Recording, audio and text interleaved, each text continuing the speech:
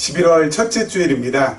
우리 11월 한 달을 우리에게 또 허락해 주신 하나님께 감사드립니다. 11월 한 달도 하나님의 은혜를 우리 마음에 담고 그렇게 또 꿋꿋하고 또 당당하게 또 힘차게 활기차게 그렇게 앞으로 우리의 삶을 아름답게 꾸려나가기를 원합니다. 지금 저희가 계속해서 다니엘 확인하고 있는데요. 말씀을 살펴보고 있습니다. 우리 다니엘 말씀 살펴볼 때 제가 계시적인 관점에서 살펴본다고 저희 계속해서 계시적인 관점에서 하나님 말씀을 살펴보고 있다라고 말씀을 드린데요. 계시적인 관점이 무엇이냐라고 할 때 아마 저하고 이 말씀을 오랫동안 나누신 분들은 대충 감은 잡으시는데 구체적으로 이렇게 떠오르는 게 두리뭉실할 그러한 좀 가능성이 좀 크죠. 그래서 몇 달 전부터 하나씩 이렇게 정리를 하고 있습니다. 그래서 오늘도 마찬가지로 우리 정리를 좀 하고 그렇게 좀 넘어가고자 합니다. 계시적인 관점 무엇이냐면은요. 지금 여태까지 제가 설명드린 게 한 6번으로 나누어서 설명을 드렸습니다. 오늘 7번, 8번까지 설명을 좀 드리려고 합니다.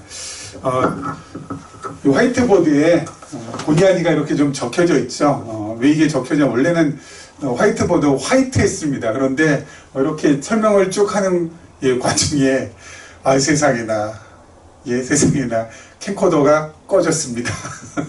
그래서 중단하고 다시 지금 처음부터 처음부터 지금 하게 됐습니다. 참 마음이 좀 그렇죠. 여러분들 아시죠? 열심히 워드 작업 해놨는데 그 워드가 저장하기 전에 이렇게 날아갔을 때 그 허망함, 그 허전함 그런 거 있잖아요. 지금 저도 똑같이 그런 걸 좀 느낍니다. 열심히 지금 요 6번째 해가지고 지금 이렇게 풀어가지고 말씀을 드렸거든요.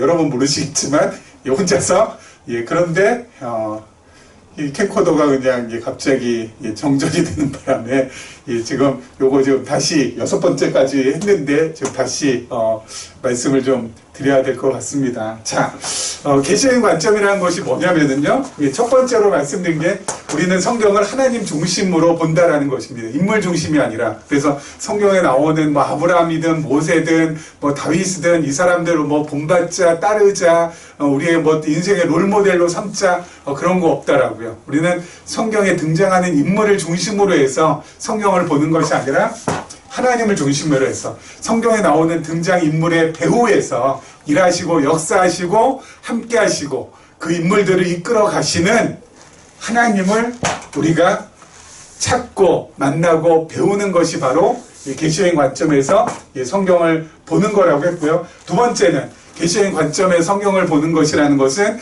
성경을 파편적이고 부분적이고 탈맥락적으로 보는 것이 아니라 성경 한 구절 가지고 이랬다 저랬다 이랬다 저랬다가 아니라 성경 한두 절 가지고 코에 걸었다가 귀에 걸었다가 그렇게 하지 않고 우리는 전체적으로 흐름 속에서 그래서 성경 전체를 조망하고 그리고 나서 부분으로 들어간다고요. 그렇죠? 숲을 보고 나무로 들어 하나하나의 나무를 우리가 바라보는 것이 이 전체 속에서 그 나무에 대해서 우리가 확인받는 것이 가장 정답이듯이 성경도 마찬가지로 성경 전체 창세부터 요한계시록까지의 전체적인 흐름 속에서 어때요? 하나님의 계시라는 그 전체적인 흐름 속에서 성경의 한 권을 보고 그 권에서도 어때요? 그 장을 보고 장에서도 절을 본다는 거.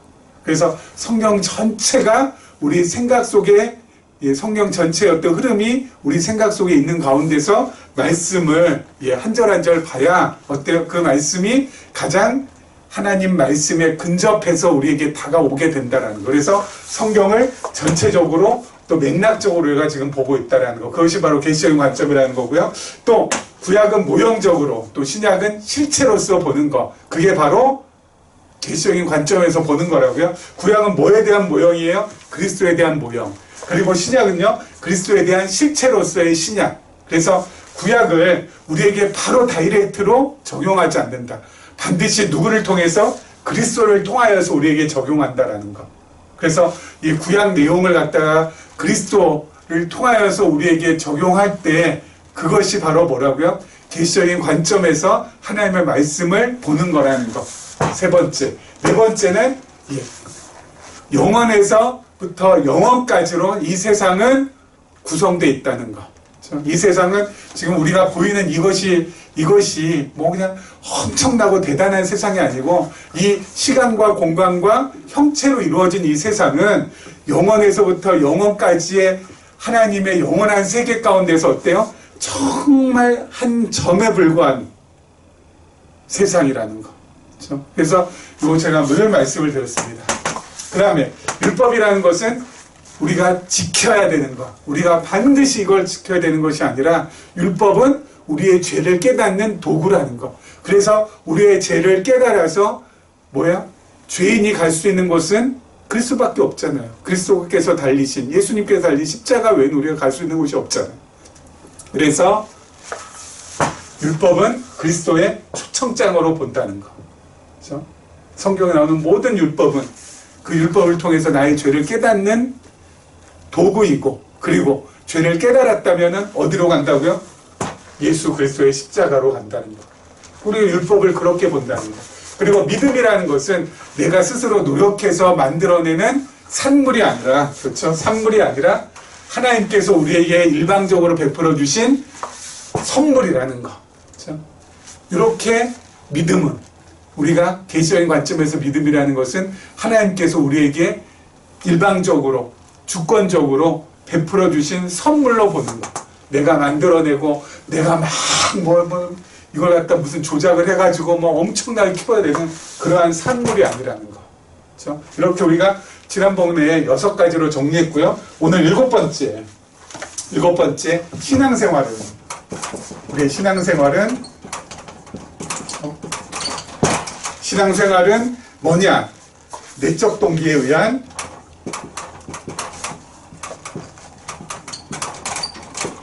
자원함의 연속. 이게 바로 신앙생활이라는 거야. 내적 동기에 의한 거. 그렇죠?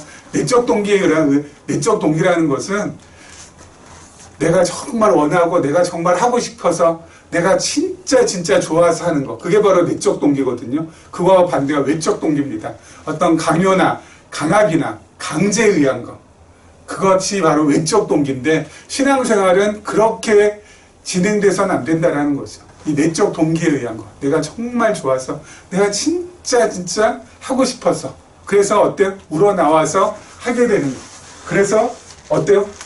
늘 자원함으로. 그렇죠?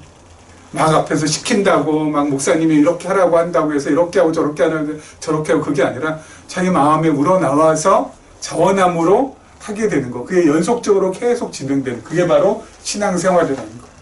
그래서 교회처럼, 그래서 제가 말씀드리는 것이 교회에 매이거나 목사에 묶여서는 안 된다는 거.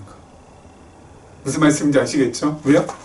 바로 교회에 매이거나 목사에 묶이게 되면은 이것은 내적 동기가 아니라 아까 말씀드렸죠. 강제나 강요나 강압이 될 수 있는 요소가 많아지기 때문에 그것을 갖다가 진정한 신앙생활이라고 하기가 무척 어렵다라는 거. 이렇게 신앙생활을 이렇게 보는 게 바로 계시적인 관점. 그래서 우리가 정말 자유함 가운데 자원함을 가지고 생활하는 거. 이게 얼마나 참 대단한 겁니까? 이건 정말 세상 어느 조직에서도 이렇게 할 수 있을까요?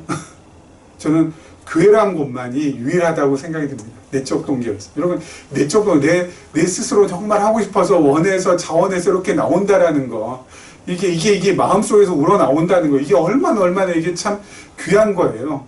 그렇죠? 그것을 가능하게 하는 곳이 교회거든요. 내적 동기 어떻게 가능하게 해요? 제가 말씀드렸죠? 하나님의 말씀을 우리가 깨달으면, 하나님의 말씀을 배우면, 하나님 우리가 만나게 되면 어때요?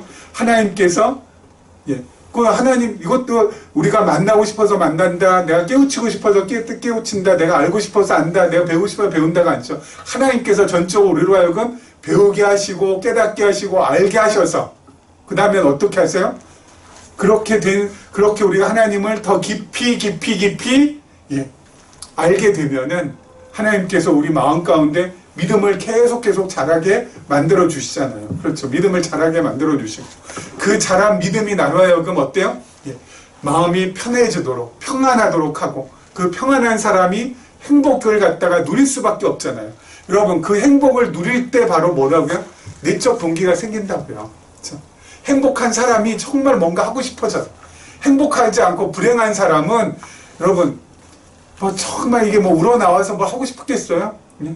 불행한 사람이 그리고 마음 가운데 불만과 불평이 가득한 사람이 뭐 얼마나 이게 뭐 하고 싶어서 할겠어요? 아무것도 안 되죠. 근데 정말 예, 행복하게 되면은 어떻게 된다고요?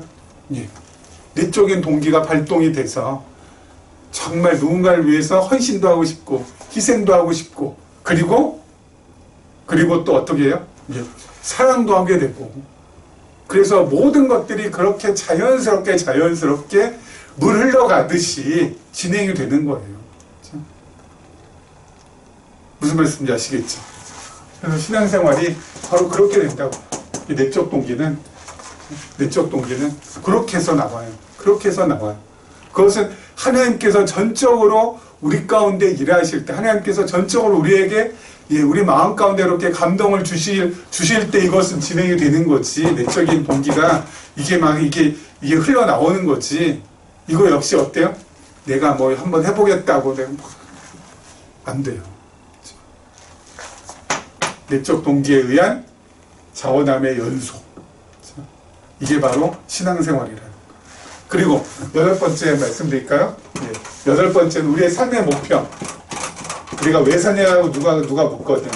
삶의 목적이 뭐냐. 계시적인 관점에서 우리의 삶의 목적은 하나님을 배우고, 그렇죠? 그리고 이렇게 해서 배운 하나님을 나누고, 그리고 나눈 하나님을 물려주는 거. 대물림해 주는 거. 이것이 우리의 삶의 목적이에요. 그렇죠? 하나님 배우고 그리고 그 배운 하나님을 이웃들과 주변에 있는 사람들과 나누고 그 나눈 하나님을 또 뭐예요? 우리의 자녀들에게 대물림해 주는 거. 이러기 위해서 우리가 이 세상을 살아가요. 예? 막 먹고 마시고 예? 막 재물 쌓고 막 권력 잡고 이게 우리의 삶의 목적이 아니라고요. 늘 말씀드리지만 여러분 그런 거 아무리 해봤자 결국 남는 건 뭐라고요? 헛되고 또 헛되다고.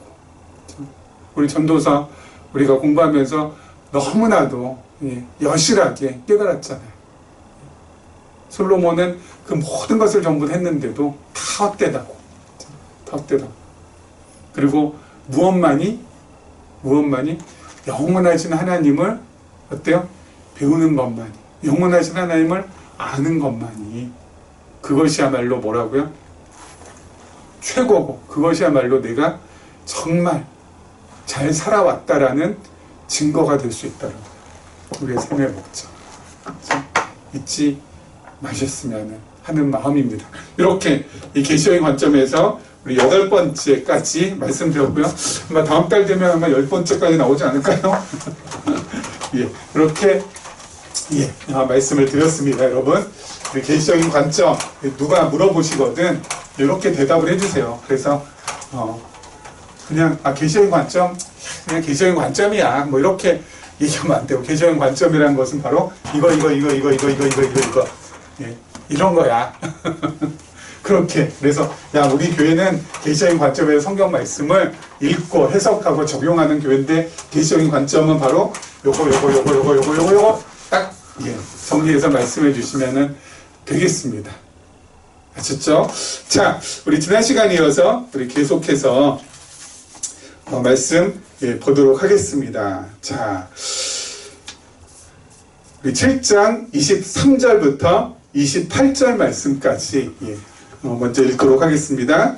모신 자가 이처럼 이르되 넷째 짐승은 곧 땅의 넷째 나라인데 이는 다른 나라들과는 달라서 온 천하를 삼키고 밟아 부서뜨릴 것이며 그 열불은 그 나라에서 일어날 열왕이요 그 후에 또 하나가 일어나리니 그는 먼저 있던 자들과 다르고 또 새 왕을 복종시킬 것이며 그가 장차 지극히 높으신 이를 말로 대적하며 또 지극히 높으신 이의 성도를 괴롭게 할 것이며 그가 또 때와 법을 고치고자 할 것이며 성도들은 그의 손에 붙임받아 한 때와 두 때와 반 때를 지내리라. 그러나 심판이 시작되면 그는 권세를 빼앗기고 완전히 멸망할 것이요 나라와 권세와 온 천하 나라들의 위세가 지극히 높으신 이의 거룩한 백성에게 붙임받으리니 그의 나라는 영원한 나라이라.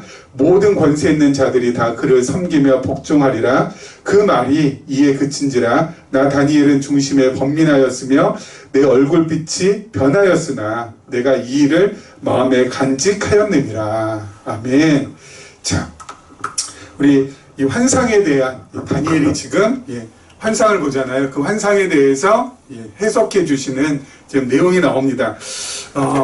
우리 내 짐승에 대한 환상을 우리 다니엘이 봤다고 그랬습니다. 그래서 첫 번째 짐승, 두 번째 짐승, 세 번째 짐승, 그리고 네 번째 짐승, 이렇게 환상 속에 나오잖아요. 그 가운데 넷째 짐승이 심히 어때요? 무섭게 생기고 사납게 생겼는데 그 넷째 짐승에 대해서 바르게 지금 그 환상에 대해서 풀이를 해주십니다. 자, 우리 넷째 짐승은 뭐라고 했었죠? 넷째 짐승은 열뿔이 달렸다고 했죠. 그리고 이 넷째 짐승은 우리가 잘 알다시피 넷째 짐승은 로마 제국이라고 했었잖아요. 그렇죠? 로마 제국. 첫째 짐승은 바벨론. 그리고 두 번째 짐승은 페르시아, 바사. 그 다음에 세 번째 짐승은 헬라, 그리스 제국. 그렇죠? 그리고 이 넷째 짐승이 바로 이 세고 무섭고 아주 강력한 짐승인데 바로 로마 제국이라고 했습니다. 자, 넷째 짐승은 넷째 나라인데 이는 다른 나라들과는 달라서 온 천하 삼키고 여기 보시면 밟아 부서뜨릴 것이며 그러면서 그 열불은 그 나라에서 일어날 열왕이요. 그렇죠. 이 넷째 짐승에 뿔이 10개가 있었다고 했잖아요. 그렇죠. 이 10개의 뿔이 있었는데 요것이 상징하는 게 바로 뭐라고요? 열왕이라고요. 말씀드린 것처럼 주전 몇 년이요? 753년. 그렇죠. 주전 753년에 로물루스라는 사람에 의해서 로마가 건국이 됩니다. 그리고 이 로물루스 이후에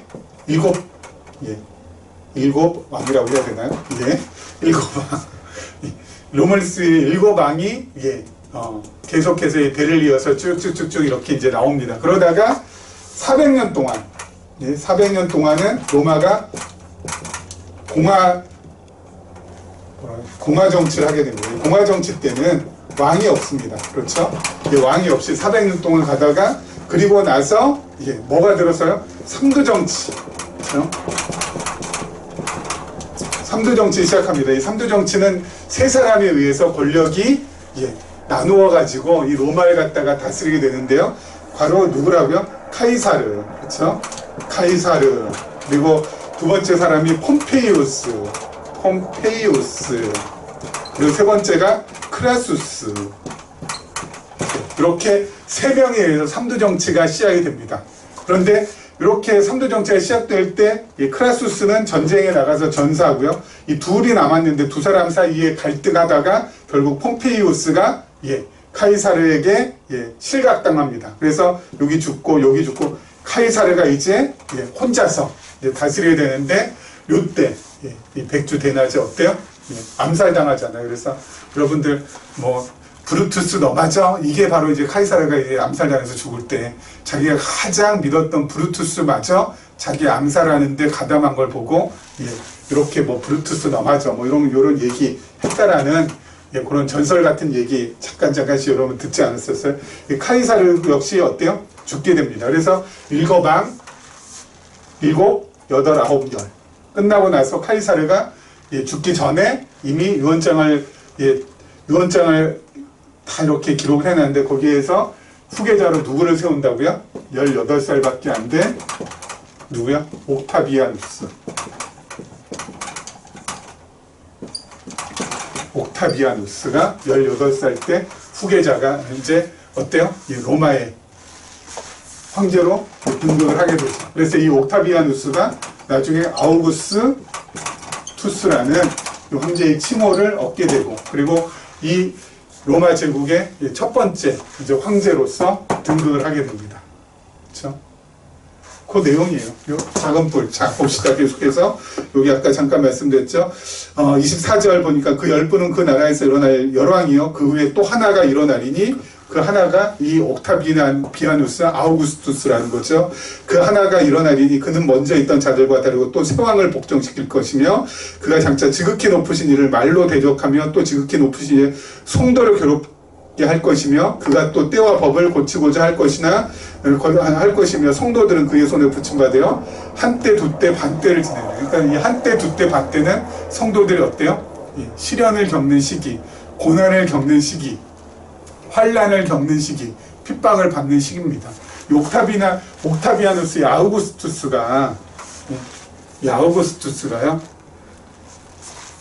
누구를 후원하냐면은 이 사람이 우리가 잘 알고 있는 잘 안 나오네. 그래도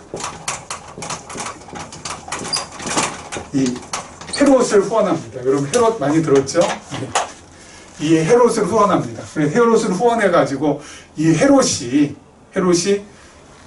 유다를 침공해서 유다를 갖다가 침공해가지고 유다를 갖다가 정복할 수 있도록 뒤에서 물심양면으로 도와줘서 결국 어때요?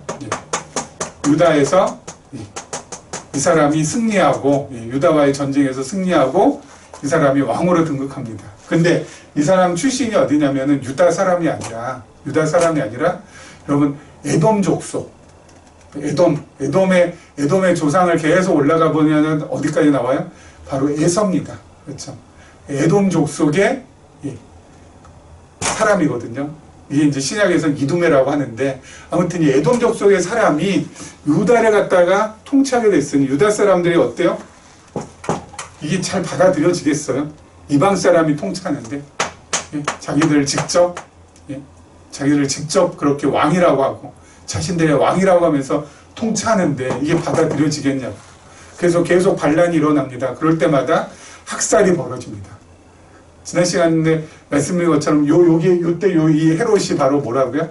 예수님 당시에 예수님이 태어날 때 헤롯이에요. 그래서 예수님 태어날 때 동방 박사들이 예수님이 어디서 태어났는지 소상을 좀 알려달라고 했는데 그냥 가잖아요. 그리고 나니까 2살 이하의 이 영아들을 다 학살해서 죽이는 아주 잔인한 왕이죠. 그렇죠? 이 헤롯. 여러분 이 아들 역시 마찬가지예요. 헤롯의 아들이 헤롯 안티파스거든요. 헤롯 안티파스. 이 사람은 예수님이 공생의 기간 동안에 세례 요한 죽인 사람이고요. 그리고 예수님의 십자가 사건에 깊이 관여한 사람이고요. 그리고 사도행전에 보면은 예수님의 제자인 사도 야고보가 이 헤롯 안티파스에 의해서 순교당합니다. 한때 두때 반때 뭐야? 하나님의 백성들이 시련을 겪고 환란을 겪고 그리고 아픔을 겪는 시기. 하지만 메시아가 오셔서 어때요? 메시아가 오셔서 이 환란 가운데 있는 이 거룩한 백성들을 메시아가 오셔서 영적으로 사단 권세를 십자가로 물리치시고, 그렇죠? 사망 권세를 십자가로 이겨내시고, 그래서 그리스도의 나라가 드디어 어때요? 이 땅에 도래하게끔 메시아가, 그리스도가, 예수님께서 그렇게 해주시고요. 그리고 두 번째 현실적으로도 아까 그 헤롯 안티파스라고 했잖아요. 그렇죠. 헤롯 안티파스가 사도행전에 나옵니다. 그 마지막에 나오는데요. 그의 마지막 한번 볼까요? 사도행전 12장 21절 이하를 보면은 제가 읽겠습니다. 헤롯이 나를 택하여 왕복을 입고 단상에 앉아 백성에게 연설하니 백성들이 크게 부르되 이것은 신의 소리요 사람의 소리가 아니라 하거든요. 왕복을 입고 근사하게서 막 일장 연설했나 보죠. 그랬더니 막 사람들이 듣고 이건 사람의 소리가 아니라 이건 신의 소리다. 야, 대단하다. 막 칭송했습니다. 아부를 떨었겠죠. 그러니까 얘가 어떻게 됐어요? 23절 헤롯이 영광을 하나님께로 돌리지 아니함으로 주의 사자가 곧 친히 벌레에게 먹혀 죽으니라. 벌레에게 먹혀서 죽는 것은 제가 참 상상이 잘 안 돼요. 어떻게 무슨 벌레길래 벌레한테 먹혀서 죽죠, 이 사람이? 예? 현실적으로 사단 권세 심판하신 그리스도께서 현실적으로도 심판하신다고요. 그렇죠? 여러분, 그리스도께서 오신 이후에, 그렇죠? 예수님께서 오신 이후에 그리스도의 나라가 이제 드디어 어때요? 이 땅에 임했잖아요. 자, 그리스도의 나라가 임했다라는 것은 두 가지 의미가 있습니다. 첫째는 우리 마음에 임했습니다. 그래서 우리 마음이 어때요? 의와 희락과 그리고 평강이 우리 마음 가운데 임하면은 이것이 바로 뭐예요? 그리스도의 나라가 내 안에 임했다라는 증거가 되는 거죠. 내 안에 의, 여러분 의라는 것은 하나님의 뜻입니다. 내 안에 의가 임했다는 것은 바로 뭐예요? 하나님의 뜻을 내가 잘 받아들이고 있다라는 거. 그렇죠? 그러면 의가 임한 거죠. 그리스도의 의가. 하나님의 의가 임한 거고. 희락은 뭐예요? 기쁨. 그렇죠? 내가 정말 내 안에 기쁨이 있다는 거. 내 안에 정말 하나님을 향한 그 기쁨이, 하나님께서 나에게 주신 그 기쁨이 있다면은 내 안에 그리스도의 나라가 임한 거고, 내 안에 평강이 있다면은 이 역시 어때요? 그 나라가 내 안에 임했다라는 거죠. 그래서 그리스도의 나라가 어디냐 물어보면은 그리스도의 나라는 뭐 비행기 타고 가서 어디에 가서 뭐 여권 제출하고 해가지고 이렇게 입국하고 뭐 이런 게 아니라 그리스도의 나라는 우리 안에 임하는 거. 그렇죠? 내 안에 의가 있다, 내 안에 희락이 있다, 내 안에 평강이 있으면은 바로 뭐예요? 그게 바로 하나님의 나라, 그리스도의 나라가 임한 거고요. 그리고 공간적으로도 마찬가지입니다. 공간적으로도 뭐예요? 그런 의와 희락과 평강을 가져다 주는 그리스도의 나라에 대한 소식을 듣는다는 거. 그렇죠? 사람들이 전혀 그리스도의 나라에 대해서 몰랐던 사람들이 그리스도의 나라에 대해서 소식을 듣고 그 역시 어때요? 그 마음 가운데 그리스도의 나라가 임하면 되는 거잖아요. 지금 여러분 중국을 넘어서 인도에 정말 뭐예요? 복음이 아름답게 지금 잘 전해진다고 하더라고요. 여러분 인도 사람들이 이공계 쪽에 이렇게 인도 분들이 많잖아요. 제 개인적인 바람은 이 개신적인 관점이 어느 정도 좀 뭐예요? 이렇게 좀 이 논리적인 어떤 사고 방식을 가지고 있는 분들은 이 말씀이 아주 잘 접근이 되니까, 그렇죠? 이 논리가 없으신 분들은 정말 이 말씀이 참 전해지기가 참 어렵거든요. 어느 정도 이렇게 좀 논리적인 생각, 논리적인 어떤 사고를 저렇게 하시는 분들이 이 말씀을 접했을 때 스파크가 일어날 확률이 되게 높거든요. 그래서 인도 분들이 이 말씀이 증거가 되면은 참 좋겠다는 생각을 또 많이 해보고, 그리고 우리 말씀이 이렇게 좀 말씀이 흥황하지 못하고 이렇게 디클라인된 나라들 있잖아요. 이렇게 하얀 곡선 그린 나라들. 그래서 교회가 점점 이렇게 소멸되는 그런 나라들. 그렇죠? 뭐 유럽에 영국이나 또는 뭐 과거에 영광을 누렸던 화란 네덜란드나 또는 독일이나 이런 나라들의 이 계시적인 관점에 계시적인 관점에서 이렇게 성경을 우리가 이렇게 잘 전할 수만 있다면, 이 계시적인 관점을 잘 전할 수만 있다면은 아마, 왜냐하면 그 서양 분들은 좀 이렇게 논리적이잖아요. 그러니까 그런 분들한테 이 말씀을 잘 이렇게 접근을 시켜준다면은 분명히 예, 분명히 반응이 있을 거라는 생각을 하게 됩니다. 그래서 제 개인적인 소망은 저희 우리 말씀이 물론 우리 안에도 좀 있어야 되겠지만은 이게 이렇게 전 세계로 좀 증거되어서 좀 나갔으면 하는 마음이 있고요. 그래서 제가 우리 청년들한테 가급적이면 기회가 생기면 나가시라 이렇게 권하는 이유가 다른 데 있는 것이 아니라 이 말씀이 너무 좋잖아요. 이 말씀이 너무 좋잖아요. 이 말씀이 이게 좀 잘 전해진다면은 함께 누리고 그리고 또 함께 배워갈 수 있다면은 그 너무너무 참 아름답고 그리고 또 놀랍고 굉장한 일 아니겠어요? 그런 것들을 꿈꿔봅니다. 자, 계속해서 한번 보도록 하죠. 우리 드디어 8장입니다. 8장 1절부터 우리 4절 말씀까지 볼게요. 나 다니엘에게 처음에 나타난 환상 후 벨사살 왕 제3년에 다시 한 환상이 나타나니라. 내가 환상을 보았는데 내가 그것을 볼 때에 내 몸은 엘람 지방 수산성에 있었고 내가 환상을 보기는 을레강변에서이니라. 내가 눈을 들어 본즉 강가에 두 뿔 가진 숫양이 섰는데 그 두 뿔이 다 길었으며 그중 한 뿔은 다른 뿔보다 길었고 그 긴 것은 나중에 난 것이더라. 내가 본즉 그 숫양이 서쪽과 북쪽과 남쪽을 향하여 받으나 그것을 당할 짐승이 하나도 없고 그 손에서 구할 자가 없으므로 그것이 원하는 대로 행하고 강하여졌더라. 아멘. 자, 드디어 8장입니다. 여러분, 우리 8장은요. 8장 한번 보죠.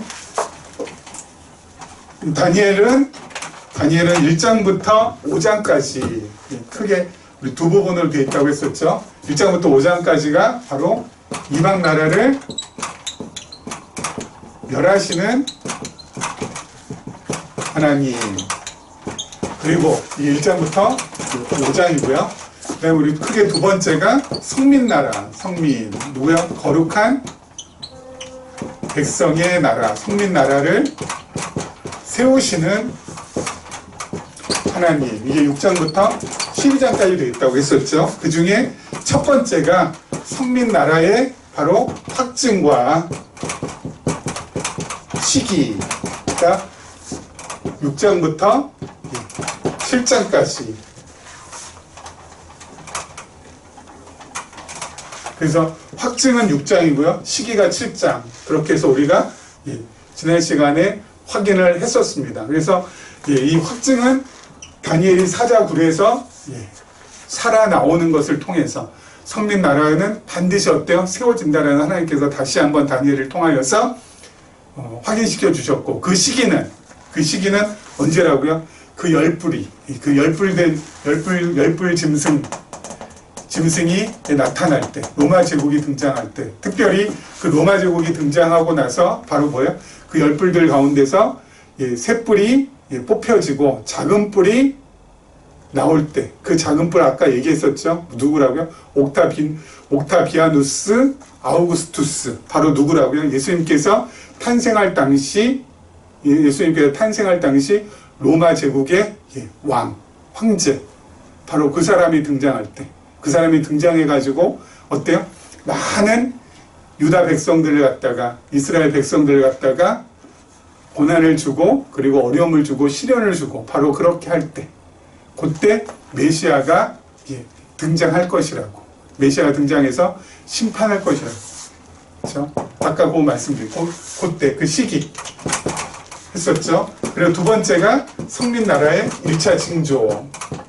성민나라가 세워지는데 그거에 대한 징조가 무엇이냐 해서 그 첫 번째 징조가 오늘 나오는 이 8장에 나오는 바사제국의 패망. 바사제국이 패망되는 것이 바로 1차 징조.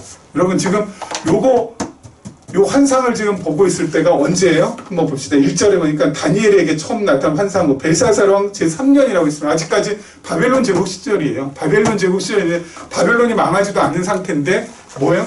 바사 제국이 망할 것이라는 거. 바벨론 제국 뒤이어서 나오는 바사 제국이 패망할 것이라는 거. 바사 제국이 패망하는 것을 볼 때 뭐예요? 그게 바로 하나님의 거룩한 백성의 나라가 세워질 징조라는 거. 그렇죠? 아니, 바벨론 제국도 아직까지 망하지도 않고 있는데, 아니, 그 뒤에 이어질 페르시아 제국이 앞으로 어떻게 될지 어떻게 알아요? 참. 근데 페르시아 제국 역시 어때요? 망한다라는 거. 이것은 느부갓네살 왕이 큰 신상에 대한 꿈을 꿨을 때도 나왔었죠. 그렇죠? 제국들은 망한다는 거. 그리고 우리 지난 시간에 또 이번 시간에 했던 네 짐승에 대한 환상도 어때요? 제국들 전부 다 어때요? 바벨론 제국이든 페르시아 제국이든 헬라 제국이 로마 제국은 다 망한다는 거. 그렇죠? 다 망한다는 거. 제국들은 전부 다. 여러분 그래서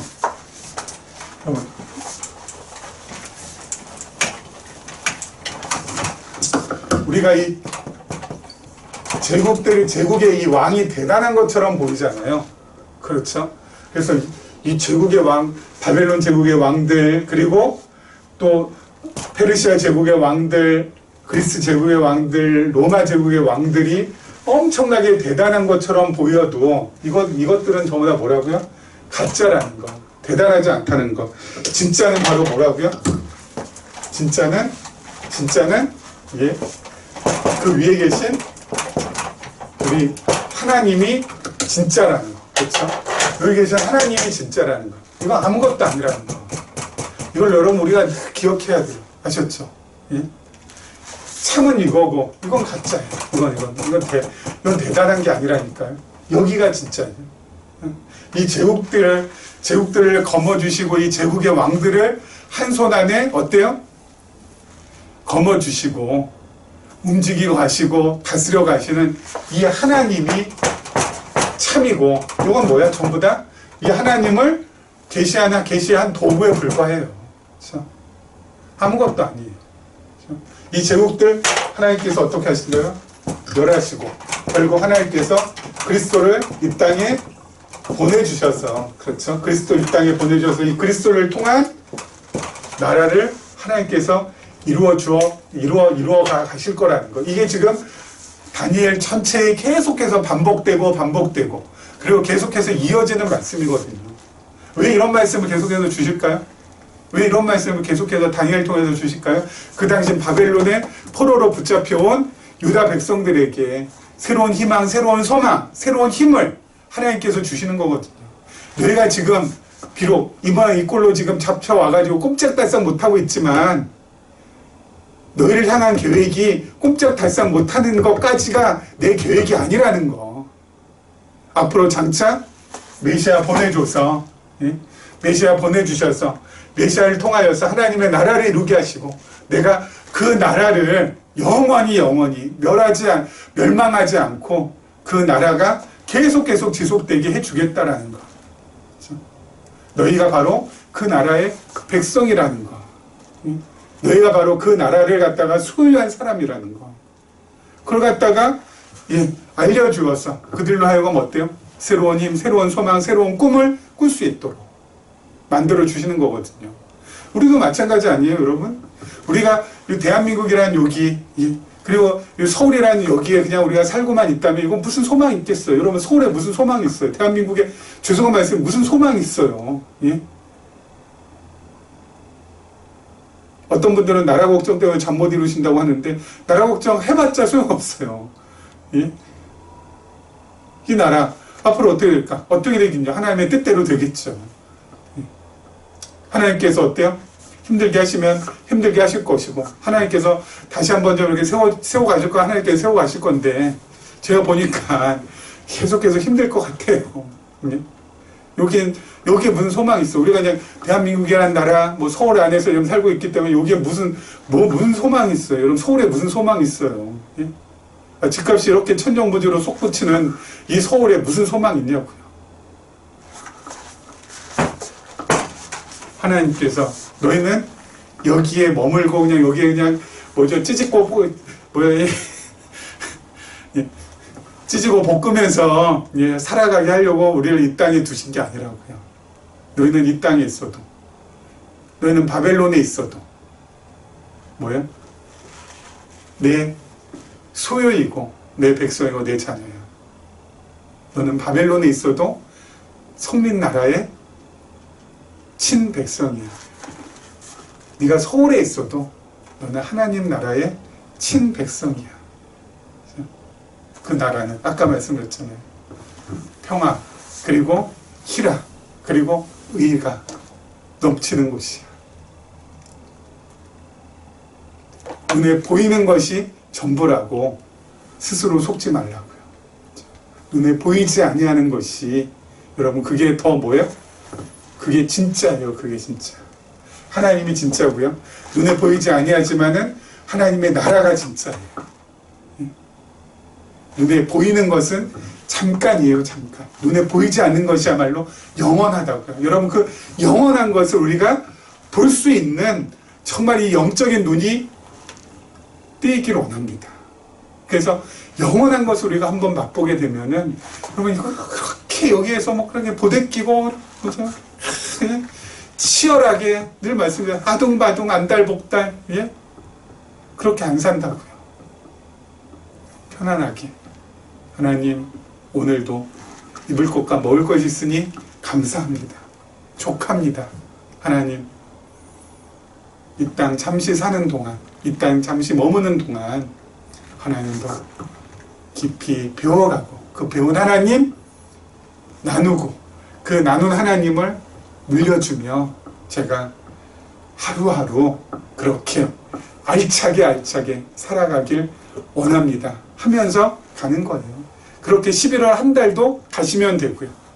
그렇게 2021년 보내시면 되고요. 2022년도 같은 마음으로 맞이하시면 되는 거예요. 이런 은혜가 우리 모두에게 넘쳐나기를 주님의 이름으로 축원합니다.